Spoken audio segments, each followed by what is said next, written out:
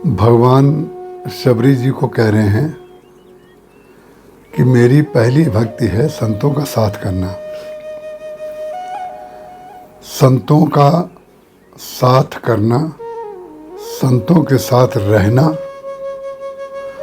और संतों से लाभ उठाना। कोई शब्द ऐसा नहीं है, कोई उपमा ऐसी नहीं है जिसके अर्थ अनेक न निकाले जा सकें। जिस संदर्भ में बात कही जाती है, बात केवल उस संदर्भ में ही सुननी चाहिए। उसके अर्थ अनेक हो सकते हैं। यहाँ पर बात केवल इतनी कही जा रही है कि भगवान राम कहते हैं शबरी जी से, मेरी पहली भक्ति है व्यक्ति संतों का साथ करे। तो उसमें जो 9 भक्तियां हैं, उन 9 भक्तियों का जो उद्देश्य है उसको पहले पकड़ना चाहिए। पहली भक्ति किसके लिए है, दूसरी भक्ति किसके लिए है, तीसरी भक्ति किसके लिए है, इसमें संत महत्वपूर्ण नहीं है। संत की भक्ति में, सत्य के संग में भी भगवान की भक्ति है। भगवान कहते मेरी पहली भक्ति है। हमें प्राप्त करने के लिए, भगवान के चरणों में रति के लिए पहला कार्य है कि व्यक्ति संतों का साथ करे। इस बात को हम आपको, जो लोग हमसे परिचित होंगे वो निश्चित रूप से हमारे इस भाव को समझ जाएंगे। मैं स्वयं परम पूज्यपाद गुरुदेव श्री राम किंकर जी महाराज उनके चरणों में रहता था। तो जब मैं उनके चरणों में रहता था, जब मैं आया तो जो प्रभावित हुआ महाराज श्री से, सबसे पहले वो उन्होंने मुझे मिठाई दी थी और एक एक के 2 नए नोट दिए थे।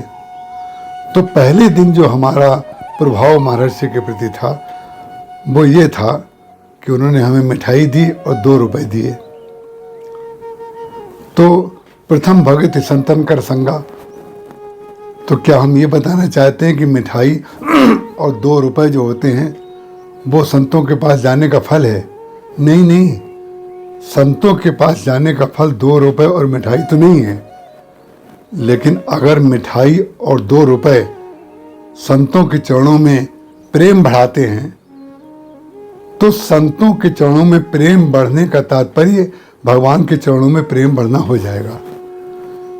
क्योंकि भगवान के चरणों में प्रेम उस संत का है और आपका प्रेम उस संत में है।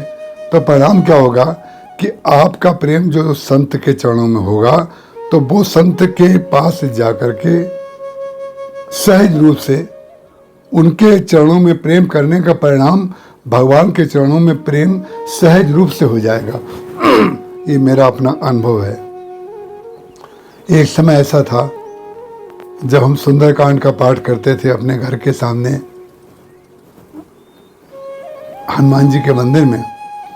तो सुंदरकांड का पाठ तो लगभग याद हो गया और कहीं कहीं हम करने लगे।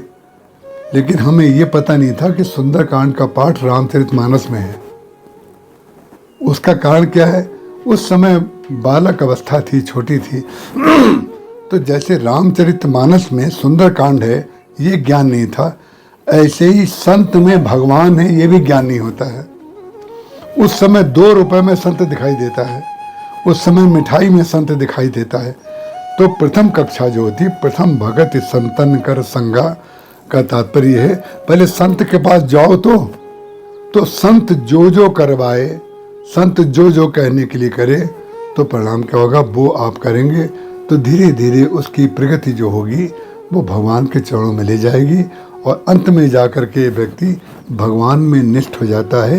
यही गुरु की और संत की विशेषता होती है। जय श्री राम।